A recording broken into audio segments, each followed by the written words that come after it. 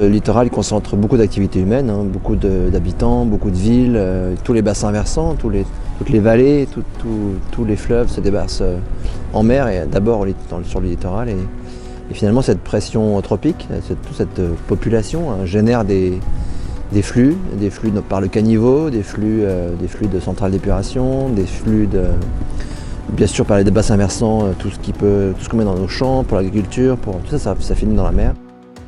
Il y a plusieurs impacts sur la biodiversité.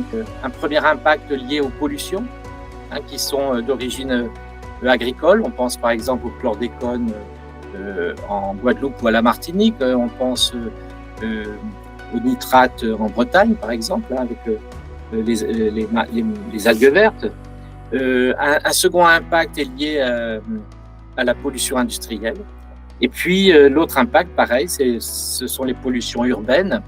Il y a encore un certain nombre de villes en Europe qui sont en fait qui ne traitent pas encore leurs eaux. Un autre impact, il est lié en fait aux aménagements que l'on a fait sur la mer ou sur les zones littorales. La mission Tara Europe a plusieurs objectifs. D'abord, c'est de comprendre davantage la biodiversité littorale, qu'elle soit à terre et en mer avec le bateau Tara, la biodiversité planctonique, la diversité de ce qu'on observe même sur les fonds marins. Et surtout de comprendre aussi, mesurer la pression de pollution qu'on trouve sur le littoral. Du coup, un des protocoles qu'on fait sur Tara et qui est en lien donc, avec les activités humaines, c'est un protocole qui s'appelle Alien. Alors, c'est pas du tout en lien avec ce qui se trouve dans l'espace. C'est toutes les espèces qui vont être introduites dans nos côtes ou en l'occurrence dans les ports et qui vont devenir invasives, qui vont devenir envahissantes et qui vont prendre le pas sur d'autres espèces.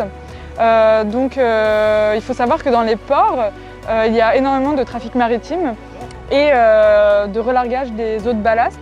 Et ça entraîne donc des transports également d'espèces qui ne devraient pas être là en fait. Et ça c'est important d'étudier ça parce que c'est une des 5 causes en fait, de la perte de la biodiversité dans le monde. Pour ce protocole, on a 3 points d'échantillonnage à l'intérieur du port, à l'entrée du port et à l'extérieur du port. Comme ça, on peut voir le gradient de propagation des espèces invasives.